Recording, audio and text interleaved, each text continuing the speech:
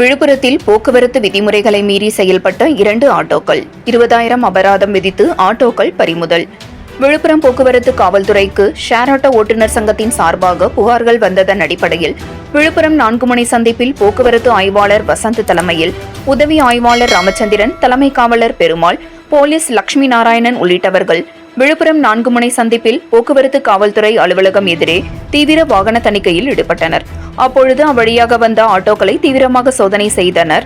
போக்குவரத்து விதிமுறைகளை மீறி ஆட்டோக்களில் 5 நபர்களுக்கு மேலாக ஏற்றி ஆங்காங்கே ஷேர் ஆட்டோ மாதிரி நிறுத்தி வந்ததால் 2 ஆட்டோக்களை போக்குவரத்து காவல் ஆய்வாளர் வசந்த் ஒரு ஆட்டோவிற்கு 10,000 வீதம் அபராதம் விதித்து 2 ஆட்டோக்களுக்கு 20,000 அபராதம் போட்டு 2 ஆட்டோக்களையும் பறிமுதல் செய்தனர்.